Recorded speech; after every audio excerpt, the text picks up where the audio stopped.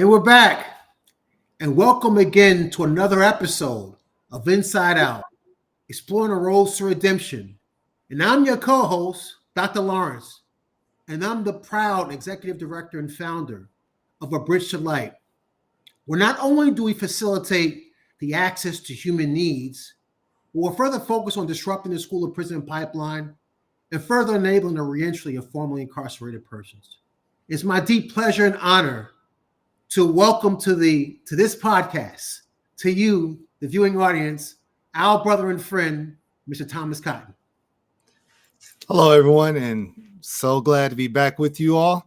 I'm the founder and CEO of Redemption and Advancement Alliance, where our mission is to disrupt the cycles of incarceration by helping the most important part of the process, the person, overcome the barriers and social determinants of health that they face so that they may live and thrive.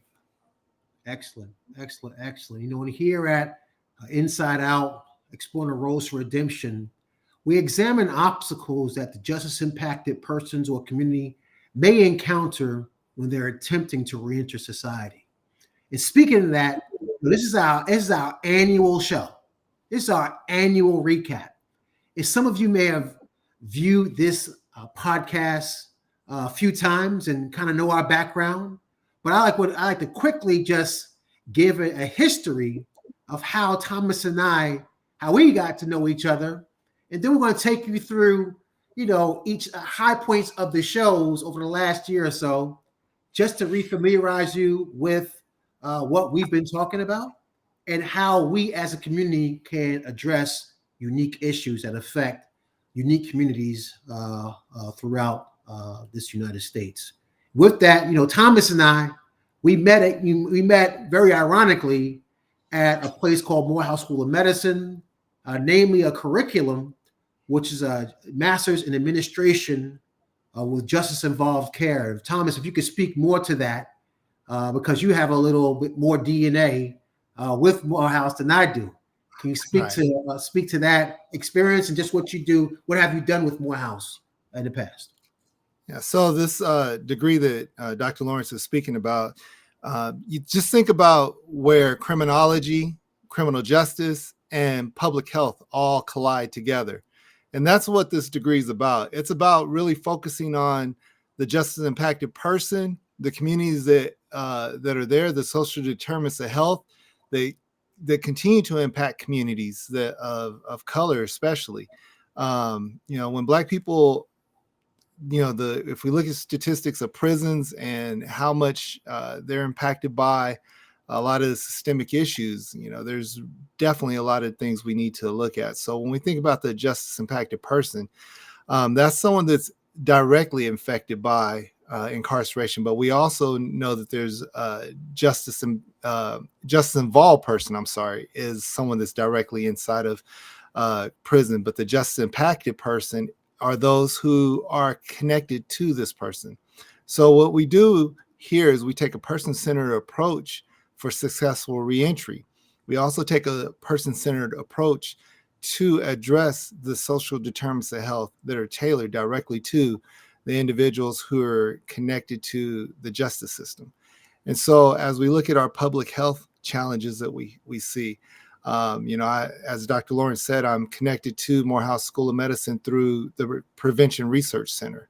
I serve as their vice chair of the Prevention Research Center, which we have a CBPR approach, which is community-based participatory research approach in addressing these issues. And so there's a lot that we can talk about today, but hey, we're recapping here. But we want you to like, subscribe, and share this show, and stay tuned because we will continue to dive deep into some of these topics that we're talking about here. Excellent. We're going to speak more about the community-based approach as we speak more into this show. Just to take a step back, Thomas mentioned the social determinants of health. And some of you may not know or may know generally what that means, but the social determinants of health are broken up into 5 categories: employment, healthcare, education, physical, and social environment. And the social determinants of health, if you have positive outcomes with respect to those 5 categories, life will appear to be a little bit more affluent or giving to you. However, if you have negative outcomes with respect to education, healthcare, occupation, your physical environment, your social environment, and there's negative outcomes associated with that, then it's more challenges that you face trying to achieve certain human needs, personal needs, professional needs, and so forth. So we'll speak more to that during this podcast as well. But one observation that we saw during this the year review was, far too often we, to include Thomas and I, we tend to put simple answers on complex problems. And this whole, recidivism in those reentering society, that is a complex problem. It demands, as Thomas mentioned, a community-based approach, a diverse and inclusive group that can examine the problem from different perspectives, to have a more complete approach, not the exact perfect approach, but a more complete approach to facilitate a more complete answer. And also during this year, it's a call to action for institutions like Morehouse School of Medicine, like the MAGIC program, to have programs like the MAGIC program throughout America, to further facilitate social justice and health equity for those reentering society. So with that, episode 1 is we kind of just really spoke to you to, who we were and our positioning coming from Morehouse School of Medicine, as Thomas mentioned, and we spoke about the social determinants of health. And we delved into justice impacted persons, or justice impacted communities. Also, we spoke about how effective, air quote, effective reentry programs should look. It should not look a couple of weeks or months before the resident is going to reenter society. It should start upon initial in processing. And Thomas and I spoke specifically and deep into that. And if Thomas, you could take us a little bit further in that, if you will. Yeah. So one of the things we talked about is like each individual's unique circumstance, their unique trauma, their unique upbringing. A lot of times we need to factor these things in, because, one of the things that frustrated me the most when I started my organization is that you have a person who comes out of a community that's underserved. They have all these challenges, barriers, traumas that they've experienced, and then they get arrested. And now they have additional traumas and barriers that are added to them. They get a record, and this record is now another barrier and challenge that they have to overcome. And they're released and expected to do something different. That's correct. Without the type of individual support for this person. And as Dr. Lawrence, you're saying, we have to really look at the progression of the person who's going through this process, and when we engage them so that we can support them in their transition. And a lot of times, when we think about reentry and the individuals, a lot of programs are set up to give you that basic first step. They're not set up to give you the progressive growth that's necessary to live a long, fulfilling life. That's right. They give you what's necessary, because the desire to go back is not in anybody. But the reality is, if I get a job, I could probably make it. But then the job ends up being the dead end job. And we can go into that so much more, but go back and look at the episodes and we talk about these things. Yes. But we want to really look at effective reentry and how we can support people in a better way to help them transition into that better life that they want to live. Wow. Thanks, Thomas. And speaking to that, Thomas and I in episode 2 and 3, we kind of introduced ourselves even more so. And, episode 2, I think, is one of the best episodes to even be filmed here at Inside Out. And that's Thomas's story, very compelling story. And Thomas, episode 2 was dedicated to just introducing us to Thomas Cotton. So can you kind of refamiliarize us who Thomas Cotton is? Yeah, so there's so many things I can say. I'm just going to share that, I grew up in a troubled environment. You know, a lot of challenges, a lot of of barriers to overcome. My own mentality, my own mindset. But you know, one of the things I want to say is that I went from all these trials to CEO of my own company, That's to right. being an impact maker, an influencer in so many areas. You know, through my story, yes, I made bad decisions, and yes, I found myself in spaces and places that I never wanted to be. But I also want everybody to know that I went from all these things to the program that you and I talked about, the Magic program, you know, 4.0 graduate. You know, there's a lot of different things that we have, but it's my story of resiliency, personal accountability, but also leadership. That's right. I'm a true leader in my communities and in the spaces that I occupy. And you know, there's no way growing up that I could see this, but the very things that we're addressing here, I am a product of the things that we're talking about. I am saying that these things are possible for many other people. Like, I'm not alone in this space. I was talking to a gentleman a couple days ago, and he's been out of prison for 9 years now. And I mean, this dude is killing it in a good way. And don't take that out of context. He's killing it in a good way. And you know, and he attributes the example that I gave to him on his way out to say that all the things that he wanted to do, the leader that he is today, the influencer that he is today, is a part of him seeing the example through the leadership that I give, and how I'm an influential figure in so many different spaces. And sometimes we can't not sometimes, we can never allow the first few years of our life to dictate the rest of our life. We have opportunities for redemption. And so that's a part of my story. Excellent. But I want to jump into something before you say something, because you know, we usually just transition right here. But episode 3 was your story. And as much as you give kudos to my story, your story is highly influential, highly impactful, and to the leader who you are today. So let's talk a little bit about episode 3 and Dr. Lawrence's story. Well, listen, I'm humbled with it. I like to say I'm just Joya's son. I'm just Joya's son. And like Thomas and I have, you know, believe it or not, or believe it, he and I have very parallel upbringing. We both children of the 80s and 90s. We're both affected by an epidemic called crack in gang life.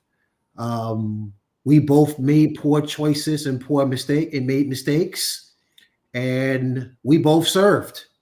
We both served in highly structured, violent environments that has a comparison with respect to those re-entering society.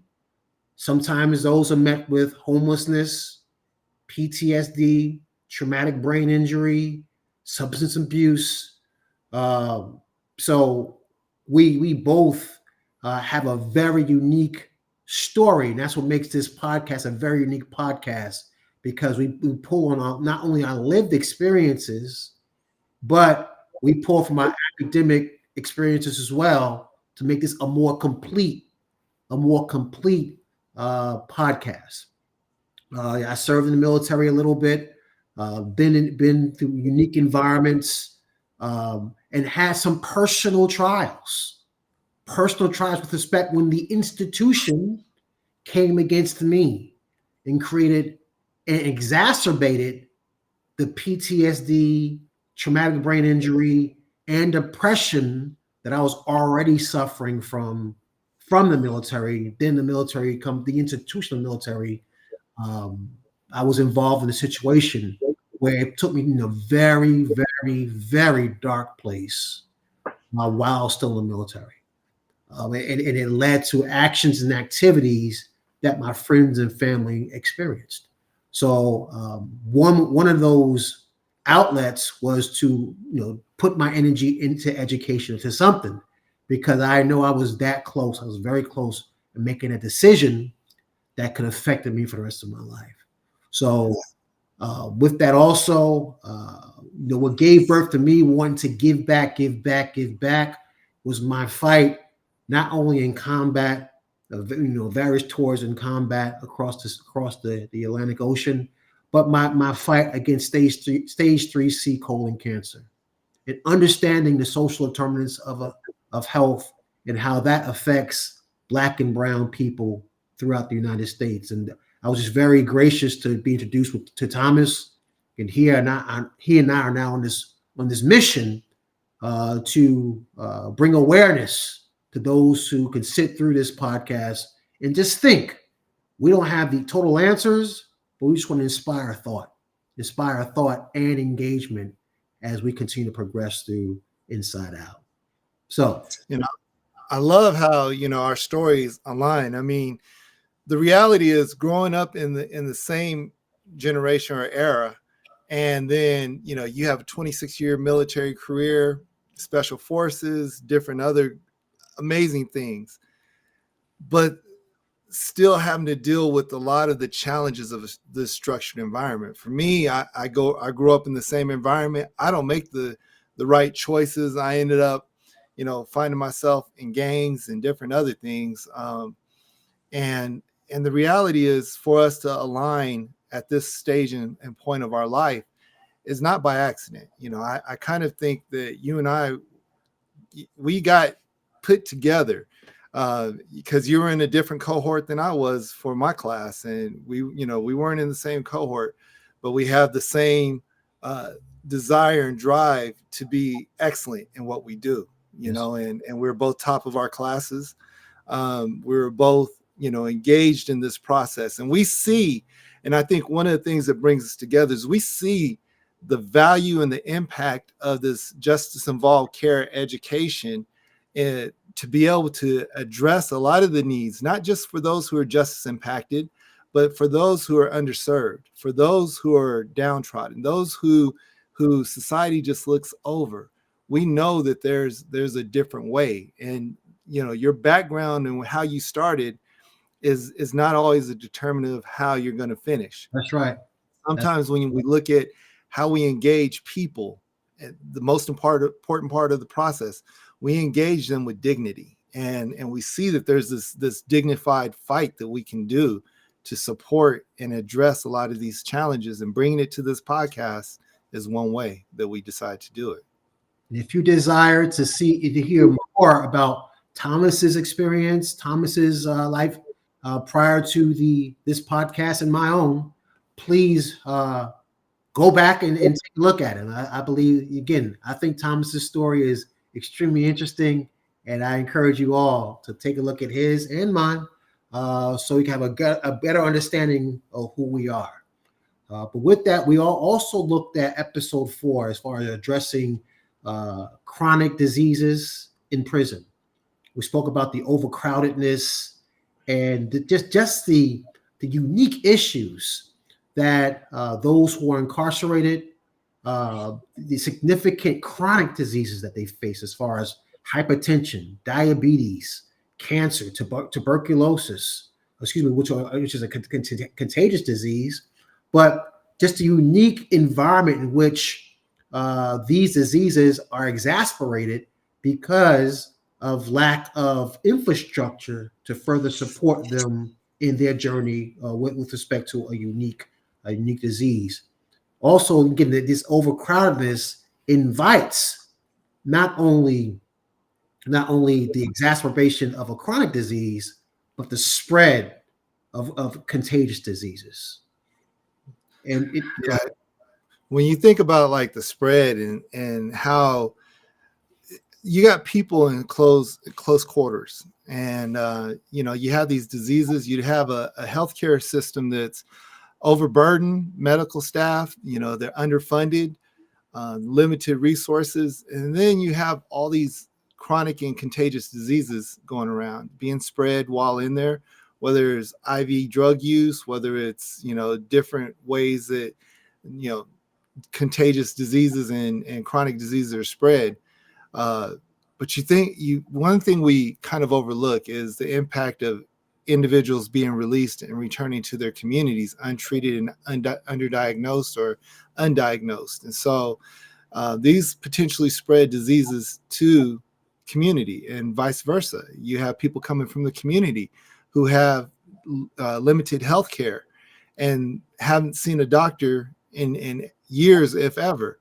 And so they may have a chronic disease or a contagious disease that they take into these environments. And so it's just, we have to realize there's a big impact on public health that we have to address. And that's what we begin talking about in this episode. Yes. And with that, we have the staff, how these contagious diseases can affect the staff, and or, as you suggested, Thomas, they bringing in diseases that are contagious that affects the population. And we saw reports of that during the COVID-19 piece. Yes. So with that, episode 5, it looked at the untold impact of justice on families. Yes, we talked about the contagious diseases. We talked about the chronic diseases as far as care of our returning formerly incarcerated persons, but also there's gaps. There needs to be specially tailored programs to facilitate the reentry process, not only with the individual, but the individual with their families. They can learn together. They can learn together, re-enter together, because there's going to be a degree of friction, period. But how do we reduce that degree of friction when we facilitate, when we learn together how to address unique traumas that the family experience, the returning formerly incarcerated person? So that was a very unique episode, and speaking also to just the forms of violence that facilitates the unique experience that the family goes through. Structural violence, cultural violence, and the manifestation of physical violence. We're going to speak to that more so specifically during the next portion of this podcast. But Thomas, you did something outstanding, as always. You did something outstanding. You brought a guest to our podcast that shared her story. Shared her story of 27 years of service behind the wall. And if you could speak to that, Miss Jessie, and your unique relationship with her. So Jessie is like family now. Jessie is somebody who spent 27 years in prison. And, one of the beauties of her story is that she came out and as an influencer, a true influencer. She did not allow this 24 years to disrupt her life. She didn't allow it to be the definition of who she's going to be once she was released. She's such an influencer that she just recently shot a documentary, a video, and you all can find this. It's called The Candle. And The Candle is about Jessie's story and how incarceration impacts the children.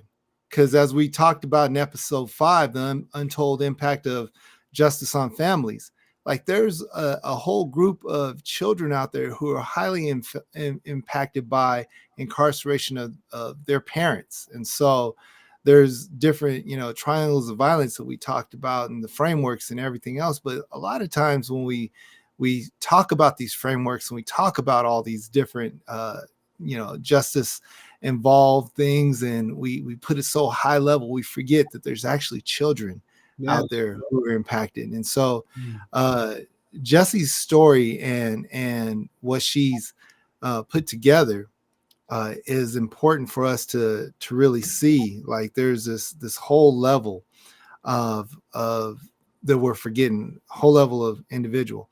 And so I want you to be encouraged to go search. And I'm looking for it right now, and I should have had it up, but she I'll have it before the end of the show, and I'll be able to share it with our viewers. but The Candle is what it's called. And she just recently got some awards and for this short film, and she's just an influencer. But she came on our show, and definitely want you to do this. Go back and look at the show. She came on our show, and you'll see everything that I'm talking about in her through this show. So that's all I'll share right now. And I'll find the information about The Candle so we can share it with our viewers. Yeah, that was a very inspiring show. And Thomas, thank you for inviting our honored guest. Often during Inside Out, Thomas and I will have these outtakes. We'll just stay on a line, or we'll just start talking, and we always say, "Well, we should have recorded that. That was really insightful." And so we started doing that. In episode 7, there's a glimpse of one of our sidebar conversations as we spoke to the track analogy, where everyone, although you're allowed to run the race, there's disadvantages. There's disadvantages. The further you're away from the patriarchy, white male, Catholic individual, and its other unique characteristics, the further you're away from him, the more challenging that race is going to be. And we spoke specifically about that. And we talked about, what's the purpose of prison? What's the purpose? Is it to really, for rehabilitation, for accountability, to have one just kind of think about what they did, or is it to punish them and make them pay? And Thomas and I have had some very, very unique conversations with respect to that. And also, as we're going to continue to echo throughout this podcast, is in all podcasts, is the oversimplification of addressing issues. Well, why don't they just? Well, once you say that, why don't you just, or why don't they just? You really don't understand the complexities of the problem which a particular group or person is facing. You just see it based on your lived experience, and your lived experience can parallel, as Thomas and my life, they parallel, but in some situations they were very different. So just giving someone a job, just giving someone housing, just giving someone Medicare or medical care, that's not it.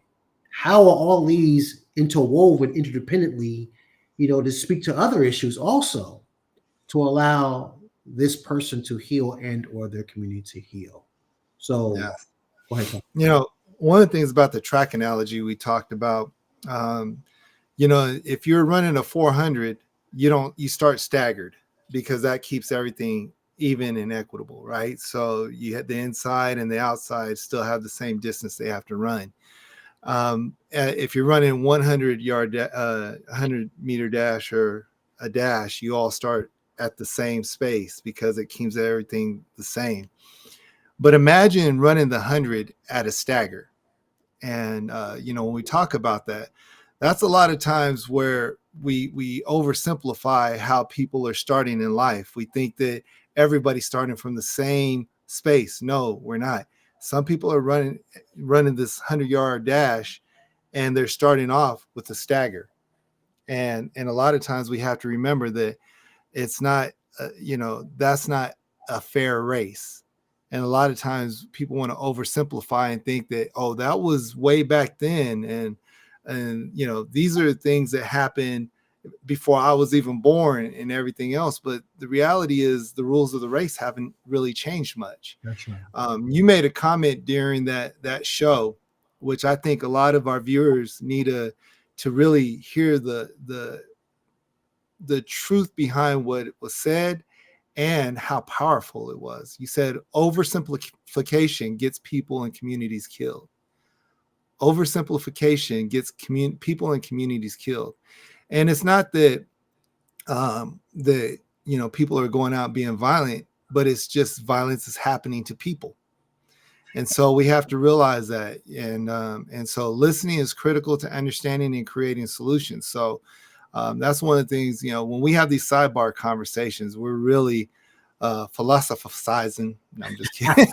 We're really talking a lot about, what some of the challenges we have, and we're just being real and honest about it. So this was one of the good sidebars we had, and we're glad to be able to share with our viewers. Wow. And listeners. Yeah, oversimplification, just oversimplifying a complex problem by providing an oversimplified solution, it will create damage, even death. So we have to be very, very careful when addressing complicated problems. This is why, again, I hearken back to the community-based approach, because you're allowing people who are affected by that issue, by that barrier, to help inform you on the way it is on the ground. When the cameras stop rolling, when a researcher goes home, the community-based individual is still there within the community. So it's important to leverage that body of knowledge, and we'll get deeper into that. We have an episode that spoke specifically to that, and we'll speak to that in a little bit. But go ahead. I was going to say, one of the things before we jump into the next episode is, in this episode, in this conversation we're having, one of the things I want our listeners to do is go back and listen to it, but also reflect on how, the lack of equity and systemic barriers impact these communities. Like, you can look and see, we know, how many people you want to, switch lifestyles with that have a lot of these barriers and challenges. You don't.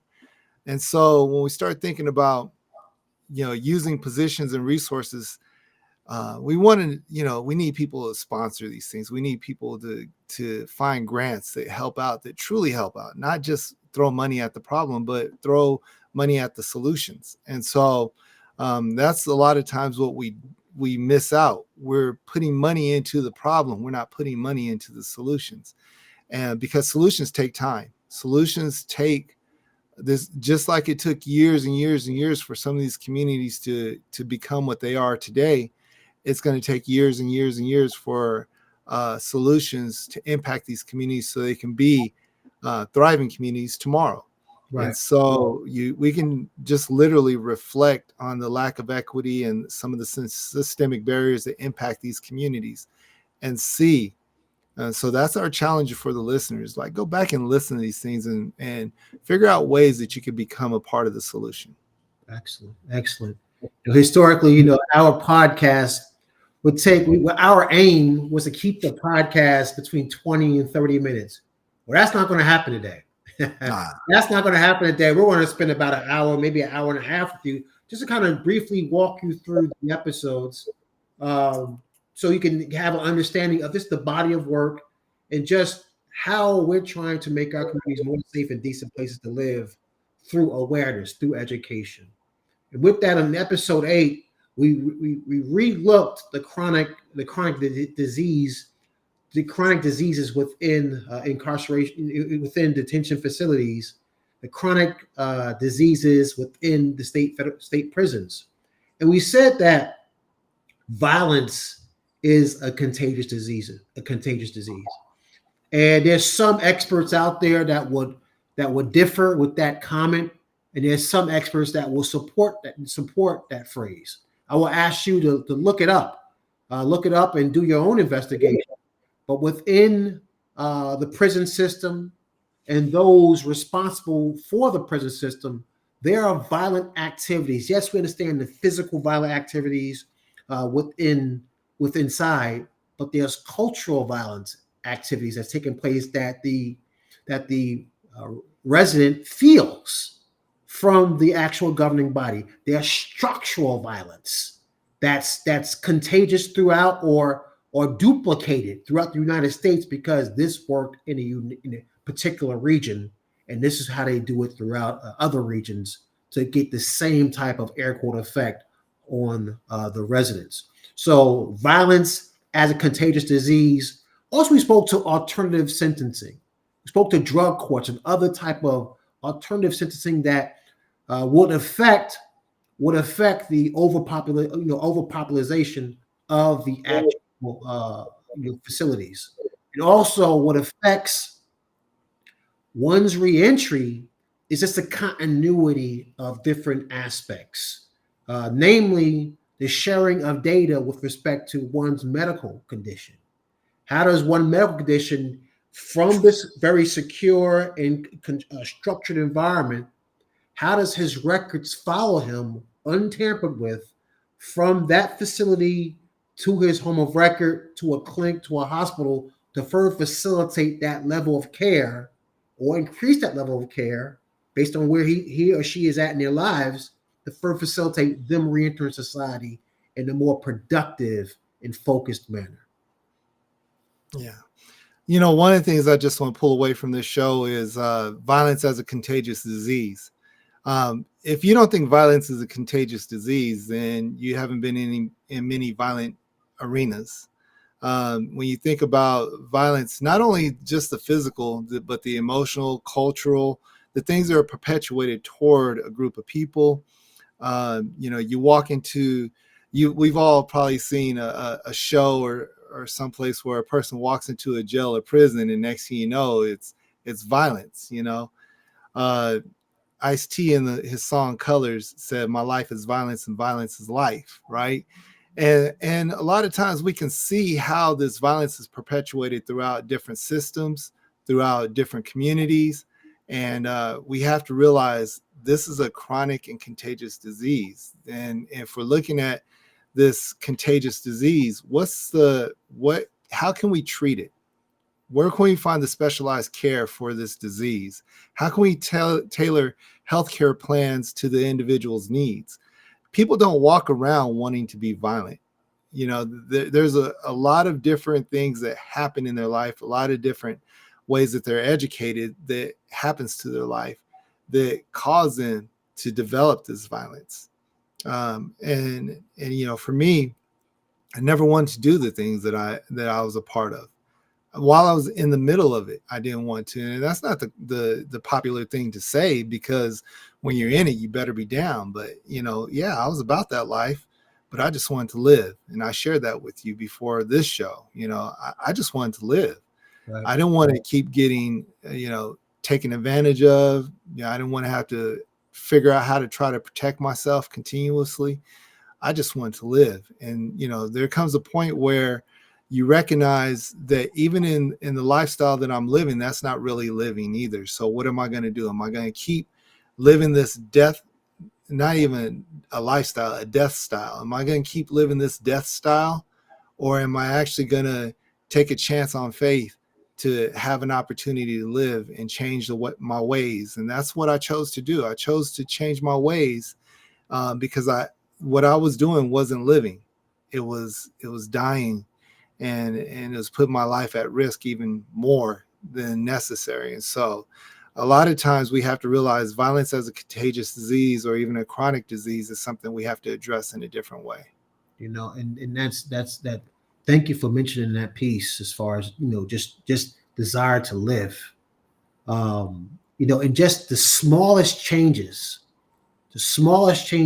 in these very secure environments are impacted by limited budgets, by bureaucracies, by limited personnel that's going to, you know, staff and leadership.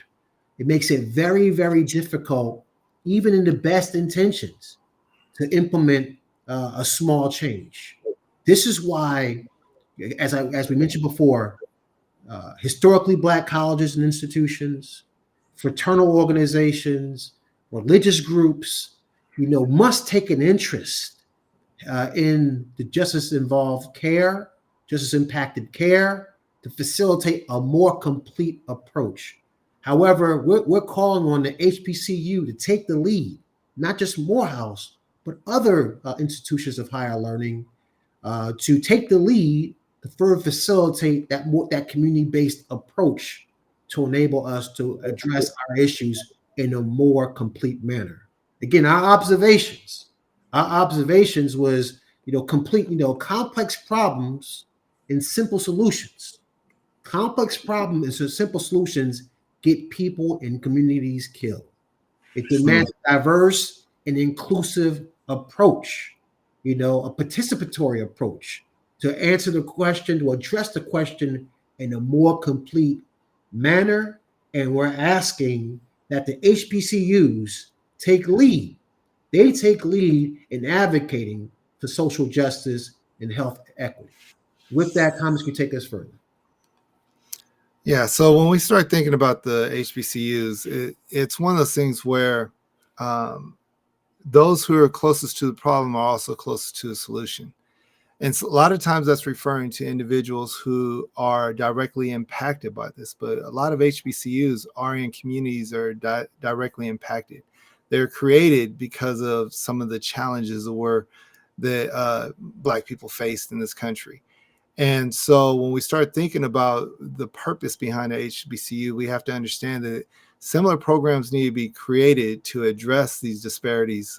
So Morehouse School of Medicine created one that directly focuses on justice impacted populations while not leaving everything out, because it's more of a public health situation. There's so many different things that we learn about public health and how the social determinants of health that lead to incarceration and the challenges with reentry. And so it's really a good and deep program to be a part of. And having this program in multiple institutions across this country would definitely equip more people to address these issues from a standpoint of the foundations of these issues and some of the fruit that comes away from the challenges that people face and being able to help others overcome. It also helps to engage policymakers in a different way. It also creates empathy and advocacy where you're not looking at people who are transitioning out of prison as the worst of the worst. I mean, how many people do we know before, they run these companies, they've never been in trouble before, but they're still doing shady and underhanded stuff. People deserve a second chance. Mm-hmm. We should be a second chance society.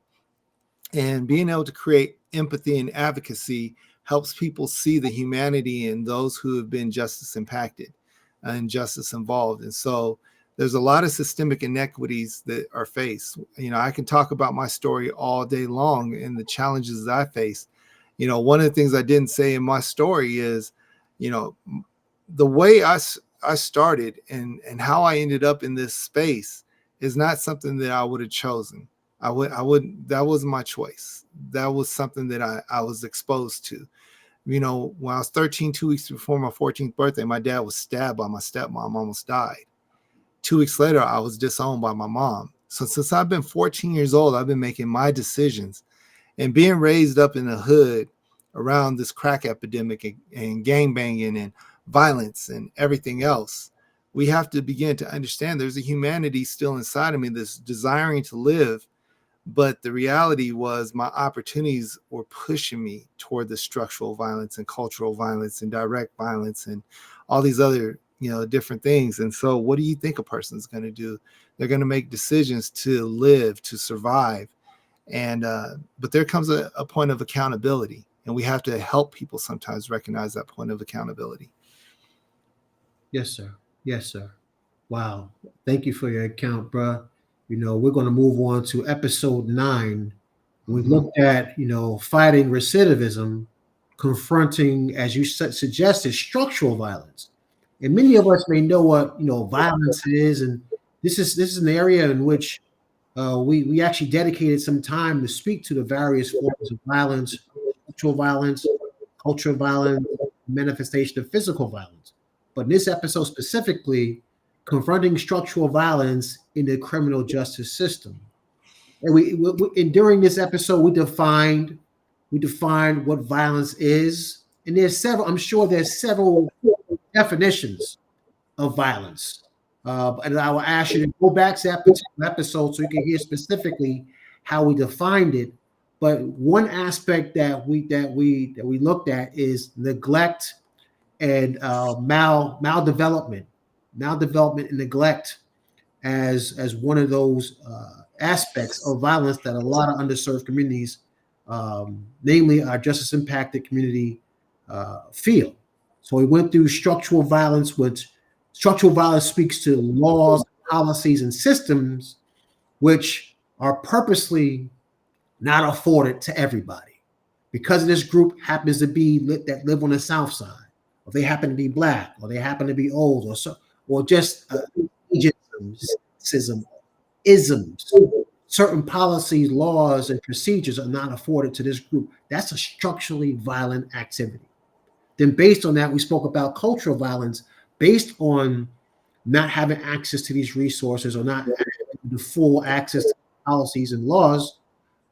We air quote create the stories that we tell ourselves about these people, or they're lazy, they're dumb, or this, or they never had access to this group, to these policies, these resources. So therefore, as Thomas mentioned, they're running the 100-meter dash in a staggered manner, and they're telling the stories about themselves. Even the group that's affected, they actually tell themselves, the story themselves. That's further influenced by social media, the news, entertainment, and so forth, which is further facilitated into physical violence that is justified now. It's justified to beating this dog to death because the dog bit you, but the dog was treated in a manner that it was forced to be, forced to bite you, as Thomas alluded to earlier. So we kind of spoke to all of those pieces and how it affected the criminal justice system, and so we could further examine. We could get to the why. We get to the why in a more deliberate manner. Then after that, we could ask the how or what question to the individual who experienced it, so he could take us on a journey of their issue. Thomas, can you take us further? Yeah. So when I think about that show, there's a couple things that we talked about. A lot of things we talked about. I want everybody to go back and look at this show when we start talking about all the shows. Go all of them. Yeah, just hey, put it on repeat. That's right. And or go straight through them. But this one we talked about loss of rights, and structural violence, and we started thinking about the different structural inequities and different other things. But let's just go to loss of rights. You think about a person who's treated like a second-class citizen. They don't have the ability to vote. They don't have the right to bear arms. They have unfair access to housing. Their employment is jeopardized. There's a lot of things that we have to recognize that when it comes to structural violence and how it's continually perpetuated prior to incarceration and afterwards. Let's talk about redlining as a structural violence.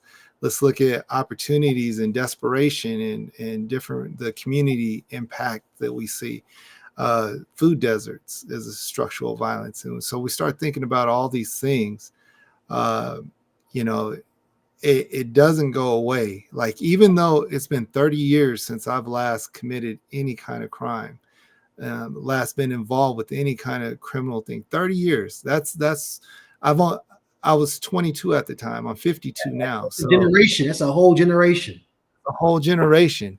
And even though I could prove to you that I'm a whole different person, that you can look at my work, you can see who I am, you can see the way I care for my family, my community, the leadership that I provide to so many different things. Even though I have 30 years without reoffending or anything, federal policies still restrict my rights.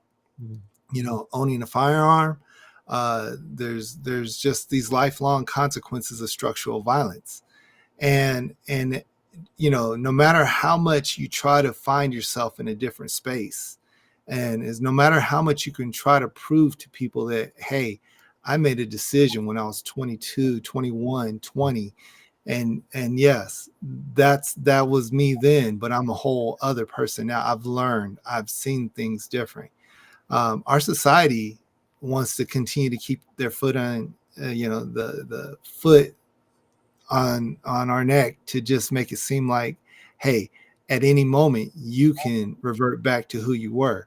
But we find out daily that at any moment people crack all the time. We don't know who's who. But for 30 years of proving, you should be able to say, you know what, I'm not even going to hold any of that against you. I'm going to let all that go. I'm going to give you a chance. And a lot of times our society doesn't want to do that. Yeah. Yeah. It's unfortunate that we make decisions, we make poor choices as adolescents, as 16, 17-year-old men and women. And that follows us, as we're 30, 40, 50 years old. A poor decision that was in a structurally violent environment. They made that decision because of the stories they told themselves, the facilitated an activity. And now they're held accountable for that decision for the rest of their lives. And that, it goes to that thing where, as a leader, let's say you're a coach of a football team, for all the wins, it's all the team, right? For all the losses, it's the coach. right. And that's kind of the way it looks here, is like, I can have, and I say this in a humble way. Sometimes I never talk about things like this. I've influenced over 10,000 people in my life in the last 30 years. 10,001. And being able to be in spaces like that to where I can share and be able to show the difference, be transparent, be able to engage life in a whole different way. That part is never the part that's highlighted. It's the decisions that I made as a kid, not the decisions I made as an adult, not the choices that I have as an adult to do things different. It's the decisions I made as a kid that went through so much trauma, that went through so many different challenges in life. Those are the ones that seem to influence people the most. But here's the interesting thing. Those things also influence people for the good, because it is a part of who I am. Without those experiences, I don't have the depth of knowledge that I have right now, the empathy that I have for people, the understanding that I have over the challenges that we face systemically. So we should look at it as the value that brings. And we're starting to, as a society, as researchers, people are starting to bring in people with lived experience and understand that they're the ones that can help provide these solutions. It's starting to happen, but it's not something that everybody's embracing.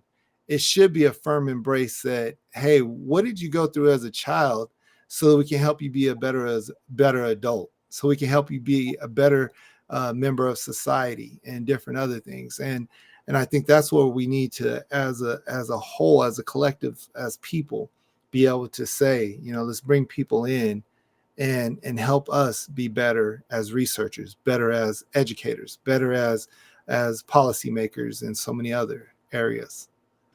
Excellent. So that episode was focused on the structurally violent environment. In episode 10, we looked at the cultural environment and the cultural violence and the bias in culture within correctional facilities. So we kind of spoke to it earlier, as far, again, the structural violence, policies, procedures, laws, because you are, and you're denied of those policy procedures or rights, because you're a certain particular you are a person.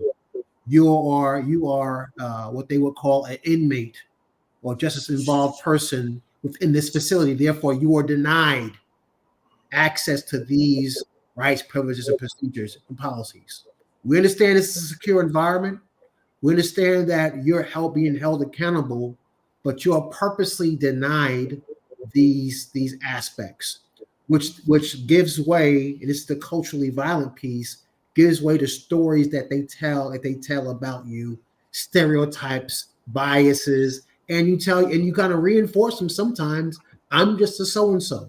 I'm just a returning formerly incarcerated person. So therefore, only thing I can do is this, because the stories have been just amplified and echoed in your mind from structures and stories and advertisements that, it affects one's ability to even want to self-actualize as Thomas and I was talking to earlier this evening. So we're going to jump down to now episode 11, which kind of takes us even further into episode 10, when it's called Breaking the Cycle, examining the linkages between recidivism and the cultural violence. So Thomas, can you start us off with that, sir? Yeah. So one of the things I want to say, as I was listening, and I think we may have said this in the show, we're not excusing anybody's actions. No. We're not excusing. People make choices. There's consequences to choices.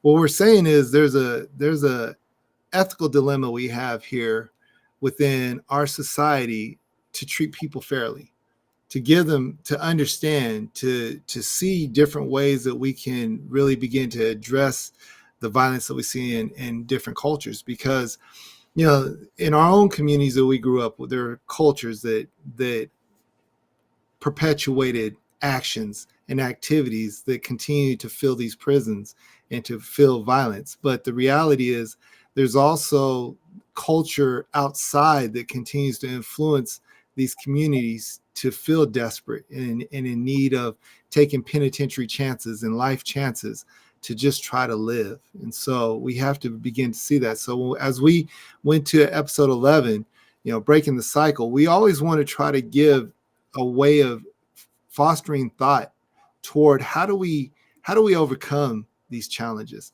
We don't want to just talk about the violence. We don't want to talk about the systemic violence and cultural violence without really seeing ways of breaking these cycles. And so when we think about, healthcare providers and being able to navigate the healthcare system, we need to have things in place that help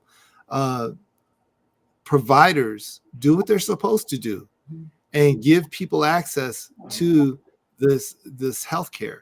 The Hippocratic oath that providers take to do no harm inside of a facility that can conflict with security and the culture of the correctional facility.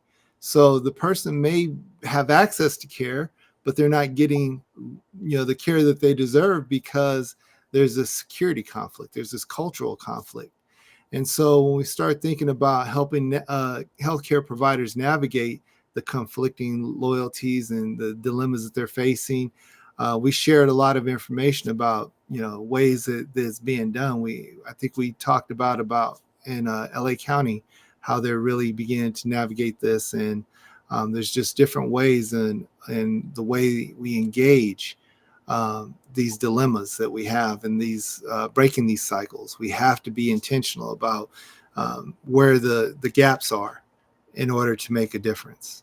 You mentioned something very, very interesting, and the ethical dilemma piece, cultural violence, healthcare providers working in a secure environment that's focused on security, that advocates that it's about reformation, but sometimes it's more about punishment. It's more about punishment, and the healthcare provider, because they're outnumbered, they're within this secure environment, and their safety depends on how they comply with what the security apparatus tells them to do. Even though they're well-intentioned, some may fall into the dark side just to remain safe, to keep their job and or keep from being physically harmed at times by those justice-impacted persons, justice-involved persons. So they're forced into a dilemma. They're forced into a dilemma. They may not report things in a transparent manner. They may withhold care to facilitate compliance of a particular justice-impacted person, justice-involved person. So we have to be cognizant of that and realistic and understand that. So how do we, what do we do? What do we as a community do to further facilitate the equity, the health equity that anyone deserves, regardless of their condition? So again, complex problem, simple answers get people killed. So we have to be very, very careful with our initial response. We have to, again, have an inviting environment with people so we can see it on all different sides of the table so we can have the most complete answer at that particular time. And even that's the case, life continues to change. So therefore, what was a more complete answer an hour ago, based on a political environment, a financial environment, a secure environment, that's actually our old remedy for a new wave, new age problem. Yeah. One of the things you said, you talked about the dilemma as far as, healthcare providers needing to be safe in these environments. You want to keep security on your, be on their good side. You want to be on their good side because the reality is, a lot of people have never walked through gates to a prison, and everything slams behind you, and you have no keys. You have no way of getting yourself out of this space. You have to depend on the whole systemic structure. And so to get out, you have, different protocols, you have different ways of going through to be able to serve this population. And the reality is, when you start going into a facility, security is the main thing. Security is number one. That's right. It's not healthcare. It's not your care. It's not your safety. It is security. And these facilities are meant to keep people in. And so a lot of times people want to go in and they start off with the right mindset of wanting to help. But working around people who are caged up all day can wear you down. And especially if you're, a female in this facility. In a male facility. That's a future show. Yeah, that's what you have to talk about. Yeah, that's a future show. You got me thinking about the safety and like the ability to just integrate within this system, in spite of what your Hippocratic oath is, in spite of knowing what you intentionally wanted to do in this space. But now, you have to be mindful that there's so many different ways of you have to navigate these loyalties and everything else. So that's where sometimes the lack of transparency and reporting and all these other things come from, because there's loyalty. You have to find your loyalty. What side are you going to be on? Yeah. Loyalty will save your life. Loyalty will save your life. And that's just keeping it real. Keeping it real. I tell you, episode 12, I just want to focus on one aspect of episode 12 because it was a learning event for all of us. It was a learning event for all of us because sometimes we comment or we use the phrase returning citizens. That can be perceived as a politically charged event, term or phrase. But Thomas, you walked us through why that phrase is not absolutely a real phrase. It's unfair. It's not really what it is. And based on how you walked us through it, we intentionally now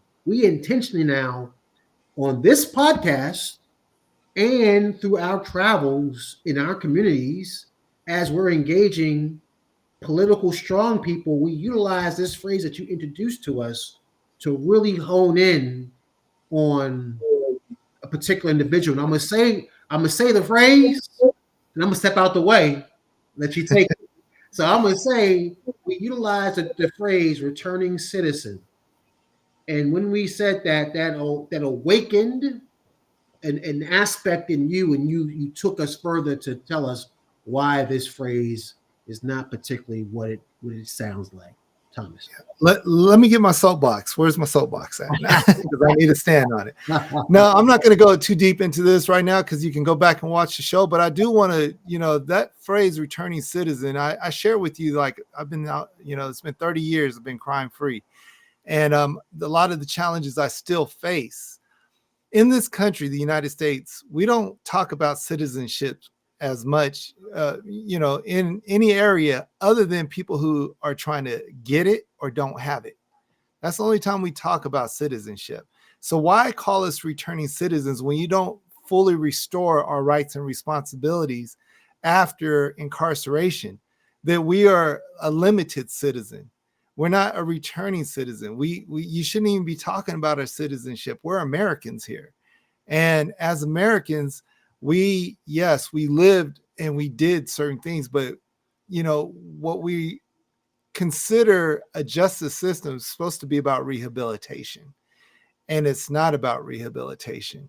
And so, to put pearls on a pig doesn't change the pig.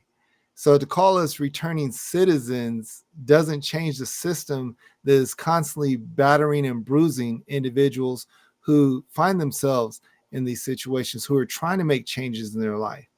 And so if you're going to call us returning citizens, great. Then restore citizenship. Give rights of citizenship back. Don't make it sound all good and clean and nice, and you're still withholding rights from individuals. That does not imply citizenship. And there's so much more I can go into it here, but also you guys can go back and look at the show and see what I've said. And hey, if you want to hear more about this thought, put it in the chat. We'll have another show. We'll have a follow-up show about it. That's right. That's right. That's right. And another area in which Thomas was very passionate about was in episode 13. We spoke about plea bargaining and understanding the definition of plea bargaining and Thomas's experience with plea bargaining. And also, the tragic story with Khalif Browder, who served time in Rikers Island, which resulted in his suicide. After he got released, and so we spoke about these issues, but the plea deal is something that, again, Thomas, you kind of shored up for us a little bit more, because some of us really don't understand the long-lasting ramifications of the plea deal, the pressure that the one that's offered the plea deal that they're under, the influence that the public defender and or your lawyer may be putting you on to take the plea, the time that you have to take the plea. So there's a lot of variables playing against the individual that has a long-term effect on their lives. If in fact they didn't even commit the crime. So Thomas, you beautifully walked us through that, and I encourage everyone, if you want to hear more about that you tune into episode 13, because it's dedicated. It's dedicated to the plea bargaining, and some of you that's been exposed to the plea bargaining can again engage because we may have left out something that is critical to the plea bargaining that we spoke to. We were very limited in our time, trying to keep our podcasts to a half hour. So maybe we probably forgot something or didn't speak to something that was very critical in the plea bargaining piece. Thomas, please. Yeah, I'm not going to jump deep into it, but I'll just let you know, at 22, I was facing the rest of my natural life in prison. It was a conspiracy charge that multiple people told on me. I was never caught, but multiple people told on me. Now, I had a choice: go to trial or take a plea. If I went to trial, I would have got a life sentence.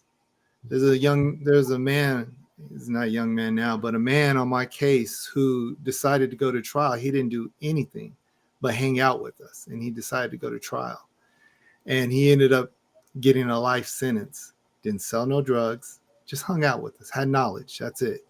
And people were able to put him with our crew, and he ended up getting a life sentence at the age of 22. The only choice he had at that time was to take a plea. And even in his plea, he had to try to figure out ways to get his sentence down from a 20 plus year sentence in a plea. Now, again, as I said before, we're not, denying that people who break the law, there's consequences.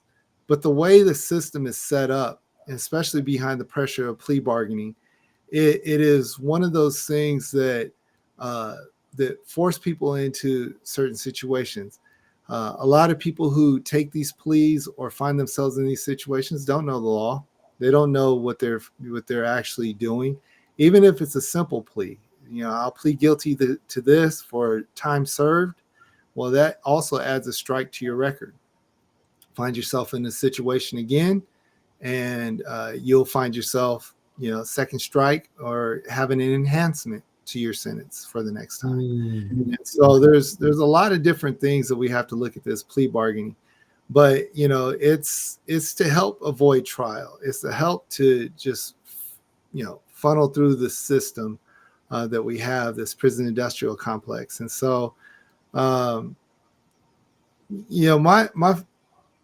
thought behind this, it's not even a frustration. It's like, if we had an ounce of prevention to keep people from committing crimes and really focused on developing people prior to and supporting them, we wouldn't have people having to go through these issues. Not many people, not the number we have right now, going through the challenge of the justice system, having to plea out and fill these prison systems. We would have budgets for healthcare. We would have budgets for education. We would have budgets for a lot of other things. But that's a whole other show that we can talk about. And there's a lot of things that I look at. And again, I'm not excusing anyone's activity and action. Did I deserve what I got? I deserved punishment. I did not deserve to face the rest of my natural life at the age of 22 for selling drugs. And there's a whole other story. We'll talk about that coming up for sure. We'll bring this one back up.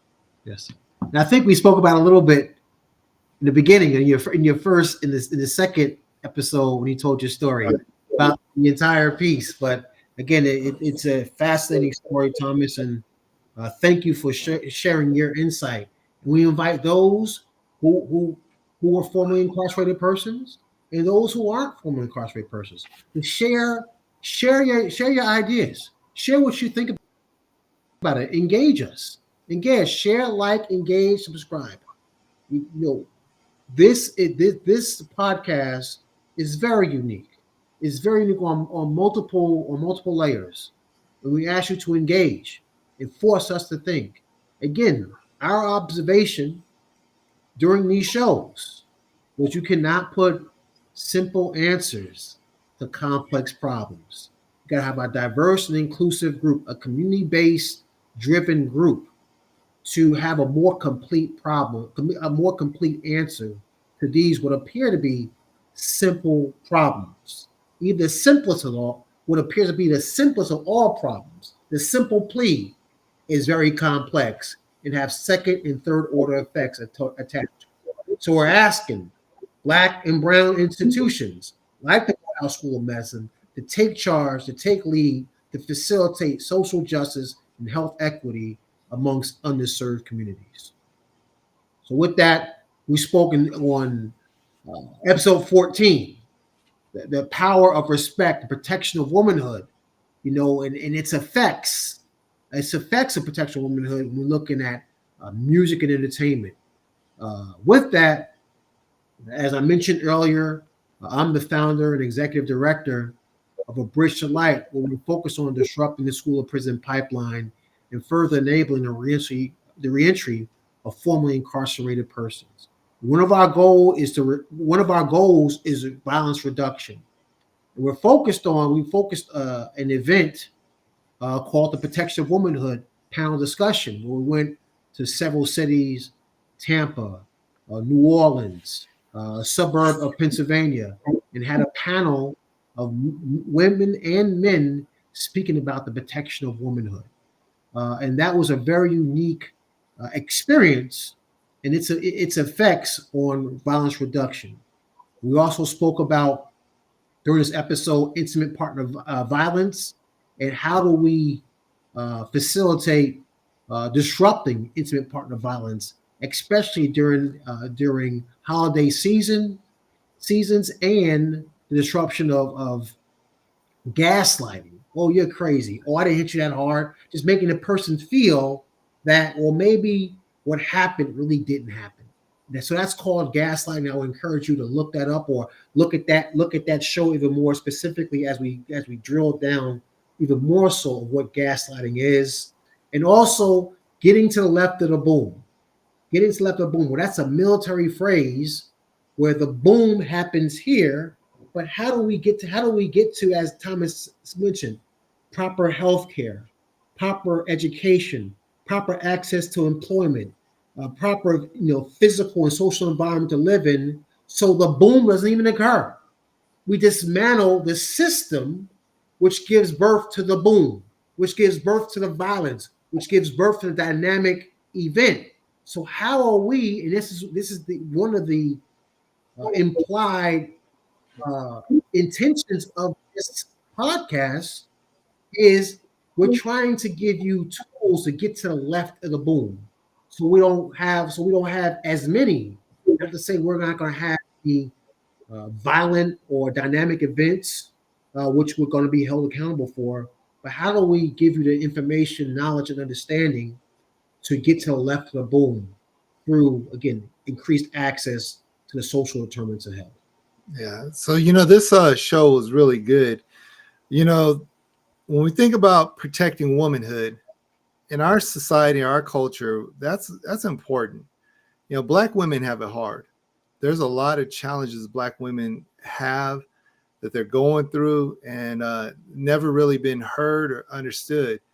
And so when we think about the safety, security, and identity of the Black woman and women in general, there is this approach that we must have. When I was growing up, everything that influenced me in a way that was disregarding to women, disrespectful to women. But while I was incarcerated, I learned the value of a woman. How did I learn the value of a woman? It's being around thousands of men every day who, the majority of the conversations were wrapped around a woman. They were talking about how much they missed the woman, and it was literally the essence of a woman. But when we're on the streets, we didn't value this very thing that we're missing when we don't have it. And that helped me to learn and understand, like, there's this whole essence of a woman that we're missing. There's this whole value of a woman that we're missing. There's our music and entertainment, it degrades women so much that sometimes even using the word "be" becomes easy for women to call each other and degrade and everything else. And it's like, we have to begin to understand, because a lot of this media, a lot of the lack of ability to control yourself leads to the IPV that we talk about. So we have to begin to educate communities on the different forms of violence, and we have to begin to understand, what education could do to help us to see and protect womanhood, to protect our communities, to protect a valuable asset to life. The woman is the first friend. It's the nurturer. She's the nurturer. And in some cases, she's your first God as a child. Mm-hmm. So, we have to pay homage to her and protect her, regardless what race she even comes from. But namely, Black women have been the target of direct and violence, which is further facilitated by structural violence, enabled by cultural violence. The story they tell themselves, as you mentioned before, women are calling themselves bees now. And then when we see on social media women perpetrating violence against each other, you can see it right now. If you swipe up 4 times, you can see a violent activity perpetrated either against a Black woman or Black women perpetrating violence against themselves. So how do we get in between that to facilitate, again, communities that are more safe and decent places to live? And as you mentioned, Thomas, when you were incarcerated, the majority of conversations were about women. When I was in combat, the majority of conversations were about women. bunch of men isolated in a very violent environment. We talked about women, talked about, and how we missed women, and how, the food, just the nurturing aspect of a woman, which gives way to episode 15, the parallels between veterans or those who got out the military and formerly incarcerated persons. And, as Thomas and I spoke about this show before actually airing the show, there was so many similarities between the two populations. Yes, I served in the military for a little while. Explore, and as I mentioned before, been on various deployments, battled, in not only the external enemy as far as on foreign lands and fighting there, but I fought a chronic disease, a chronic enemy, internally with respect to colon cancer.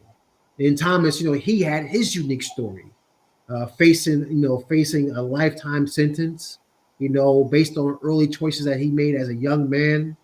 But he turned his experiences, like I'm trying to do now, he turned his lived experiences into something to further facilitate those who are navigating the same type of issues that he has navigated. So there's similarities between the two camps. Living a structured life, in the military and in prison. It's very structured. There's formal and informal leadership in the military and in prison. There's homelessness issues. There's mental health issues. There's substance abuse and isolation.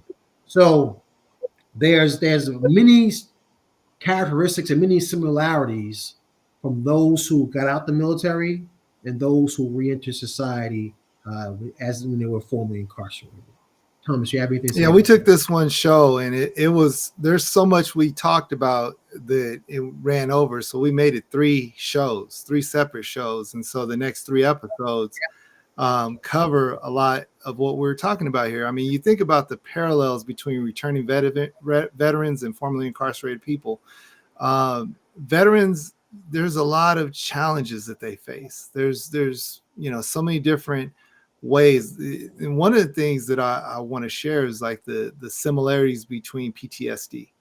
And PTSD is one of those mental health struggles that people face when they're involved with these systemic systems and challenges, and ultimately a lot of times it gets back to that complex problem, simple solution thing that we talked about. And so as I'm walking out of the things that I've experienced, and you talk about the things that veterans experience, it just seems like there's something to do with structural systems that are so rigid that it causes life on the outside to be hard to live.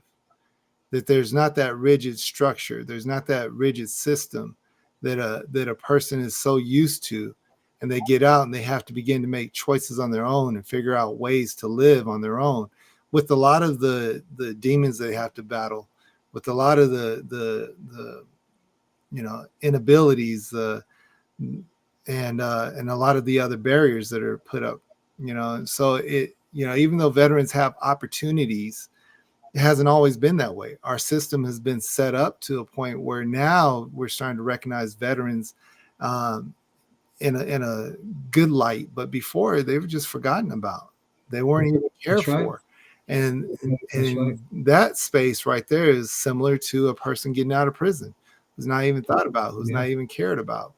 Our system has evolved a little bit to really start to put things in place for these individuals.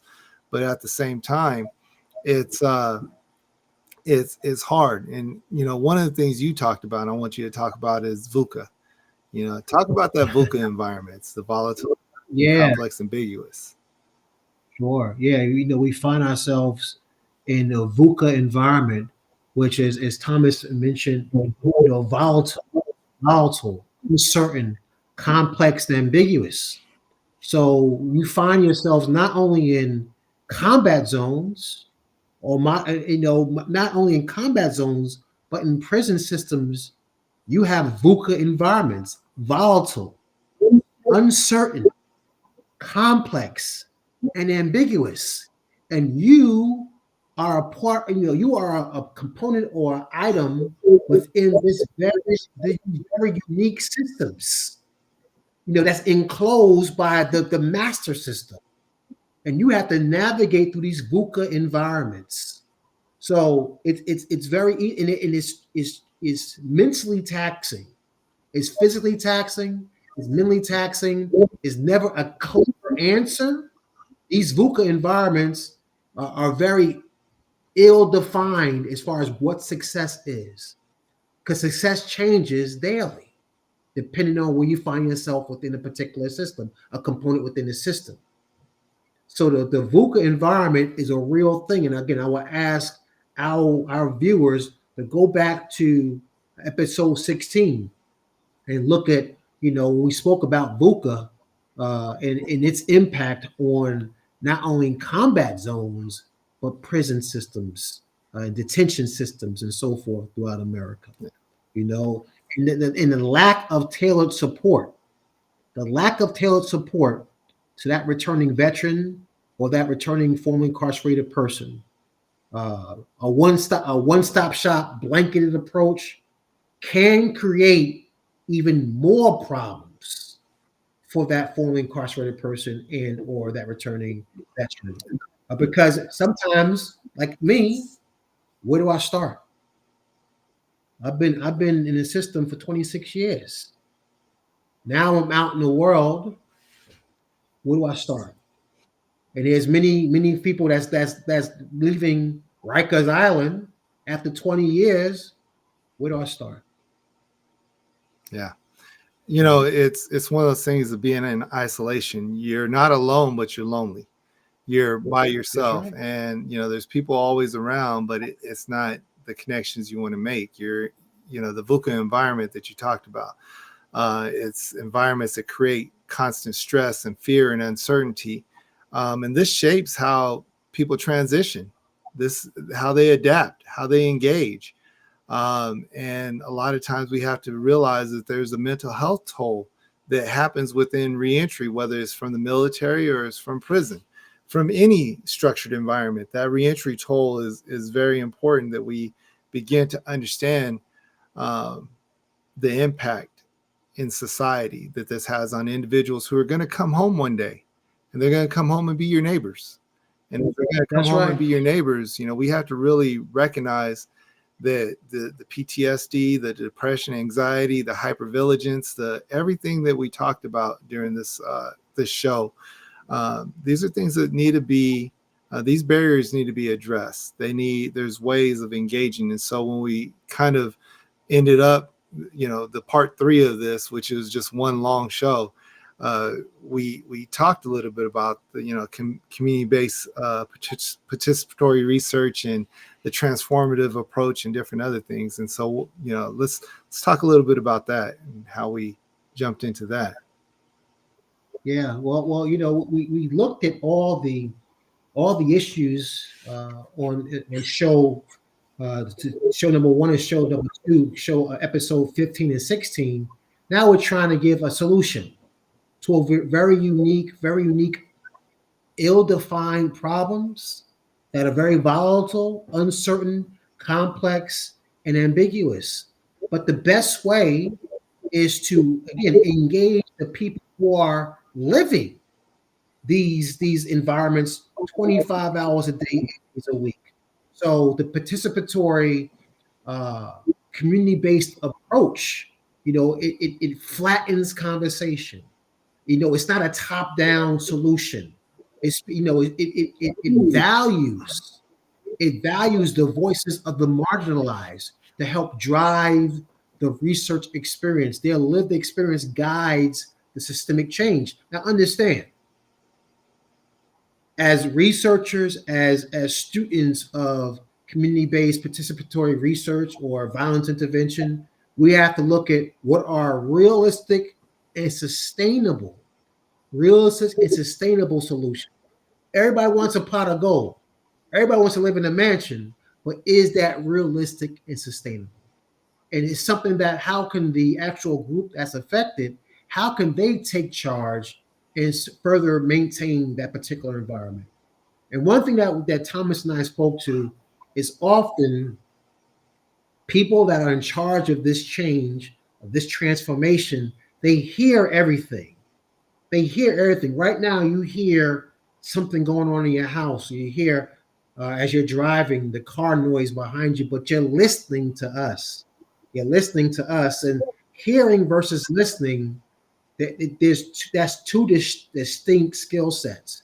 We spoke specifically to that, and we want to recognize the human potential, when facilitating these community-based engagements by again listening to communities that's affected and in enabling them to solve their own problems based on us providing maybe a model to get to the end and have them sustain what they actually say, what this is what we need. Yeah.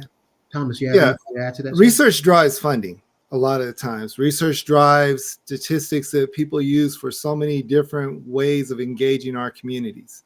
Research is very important. So why not have the people who are directly impacted in their communities be a big part of not just participating in this research, not just sitting at the table, but being able to lead the conversation. A lot of times that's what is missing. So the Prevention Research Center at Morehouse School of Medicine, like I said, I've been a part of that for about 12 years. We get to direct the conversation on the type of research, the core research projects, the type of research that is brought to this board. It's a community-based board. It's led by the community, and it's important. And one of the things I've learned by being on this board is people can talk CBPR all the time, but really being able to implement CBPR is a hard thing because no one wants to give up the control. They want to have this top-down solution. They're so used to saying, I'm the educator, I'm the person who's gone through and got this education, but we forget that experience is education also. And we have to recognize that, the voice of the marginalized individuals, that they're not just heard, but they've experienced and they can guide through some of the systemic changes that are necessary and needed. This CBPR, when you talked about listening versus hearing, it helps the deep listening. It helps to understand root issues. It understands, like, when you're designing solutions, you're literally taking all the facets of the problem into consideration so that you can have this holistic, sustainable, impactful research that can guide where funding goes to support communities even better. So it's not just a surface level fix of, hey, let's just get people a job. It's really understanding that there's so much more to elevation.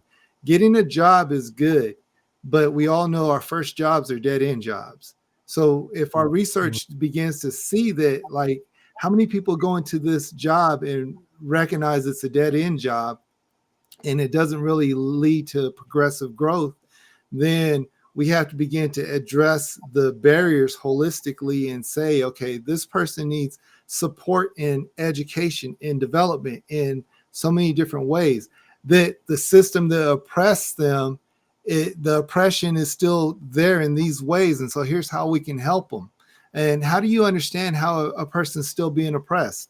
You go talk to the person that's being oppressed. You don't talk to the oppressor because they don't really see it from the same standpoint.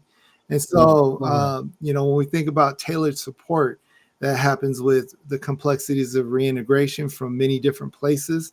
It helps from recognizing human potential. We have to look at the human potential and the veteran, the human potential there, as well as a formerly incarcerated person, and give them the right tools and guidance and opportunities. CBPR helps to inform these spaces.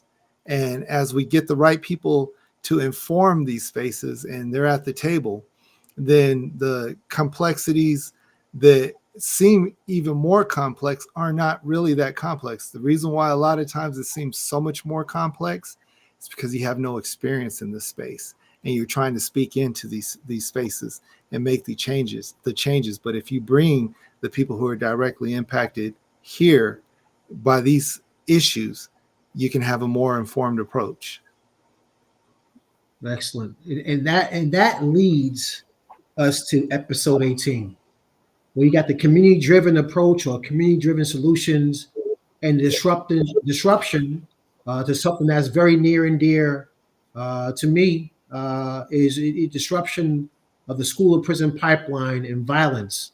And when you're looking at just the community approach, just the core principles of success, you're looking at building on the community's strength. And the community's strength is they're there. And so you coming as an alien, into this unique environment, they're there. They could give you what you need, and further enable the process. We could facilitate co-learning. We all learn together, a mutual respect. And this was important. Just because your boots on the ground, I get it. You have the lived experience, but the researcher has something to give as well. So how do we balance that in a mutually supportive way and address not just the violence as far as structural violence, but the maldevelopment issues when it comes to education, healthcare, infrastructure. So how do we look at it all together? But there is some challenges. There is some challenges as far as cross-cultural communication, understanding. That's probably somebody that's not willing to be culturally intelligent and be humble. Be humble to listen to the problems. A lack of collaboration to gain consensus, or we're rather focused on the low-hanging fruit. We rather focus on symptoms of the problem opposed to asking the questions to get to the root cause of the problem. So that there is some pros, there are some advantages to this approach, but there's also many challenges. I just spoke to 3 of them, and I'm sure Thomas, you could speak to some of just the impacts or the effects when we look at this episode in particular, what you saw. Yeah, I just want to touch on something you mentioned, co-learning. When I went into working with Morehouse School of Medicine on this Prevention Research Center board, I came in from community, and I was thinking, you know what, I'm going to educate these academics, and I'm going to let them know, like, this research that you're doing is not really supportive and helpful of our community. I had this mindset, and the co-learning aspect you kind of touched on was that they have something to offer also. They have the ability to understand how to put this research together and make it useful for our communities. The one word that you use that we all have to have when we come to this is humility. And that's the part of when CBPR works, when everyone who comes to the table is humble enough to understand that everybody has something to offer. It's a dignified process. Dignity says everybody has something to offer. I'm not the end all to everything. When you start thinking that you have all the answers to everything, that's when you're going to be least effective. And so when we start thinking about being least effective, it's important. We talked a little bit about the silence of violence, but we can also look at the other side of the arrogance of violence. Because there's an arrogance that perpetuates violence because you can't hear anybody else and you think you have the answers and solutions. And so, when we think about the violence, the economic instability, the inflation, the system inequities, and these perpetuate silent harm, to people. And so we have to begin to listen and really speak in and understand that we're not breeding complicity, apathy, but we're also observing complex problems, not looking for simple solutions, but looking for long-term approaches, looking for these participatory approaches within the community and how we can engage, and how institutions like black, historically black colleges and universities, how they can play into this, how even, you know, mainstream universities can play into this. You know, Berkeley has a great program that I just found out about a couple months ago in Berkeley, California, and UC Berkeley. And there's so many different programs that can happen, but they need to be expanded to be able to see and hear and not take on what we have always done, but let's look at how we can move these things forward, not just be status quo, but embrace long-term approaches. Yes, and we've spoken about status quo extensively versus transformation, and the threat that that's transformative thinkers pose against the status quo. Transactional leaders versus transformative leaders. The transactional leaders will support status quo. You do this, I give you that. The transaction. There's little to no growth there. And some people want it that way. Some people want it that way. As far as a transformative leader, he's an open thinker. He or she is an open thinker, and they allow concepts and ideas to try to expand the organization beyond the boundaries which the status quo kept them in. Therefore, again, we cannot continue to, again, the observation that we've had through this podcast for 18 episodes. 18 episodes is we cannot continue to throw simple answers to complex problems, because that gets people and communities killed. We have to be open to diverse and inclusive groups that don't look like you, groups that don't dress like you, groups that don't speak like you. They have a unique perspective to the problem we're trying to solve. With that, we can have a more complete answer to these unique problems that we faced in 2024, that we will without a doubt face in 2025. So that being the case, how do we galvanize, how do we encourage Black institutions such as Morehouse School of Medicine and other schools of medicine, other HBCUs, and PWI, predominantly white institutions, to get around this concept, to serve, in a manner to facilitate social justice and health equity. With that, Thomas, that's our summation. That's our description or summary of the 18 episodes that we did this year. And it's been indeed an honor and privilege to serve as your co-host, for such an important podcast. Yeah. Dr. Lawrence, we did 2024. We got this thing started. We did what we said we were going to do. And we continue to look at ways we can make impact through this podcast. We also want to get support this year. 2025 is a year of gaining support, not only from listeners, but those who can help with the work that we're looking to do. And so 2025,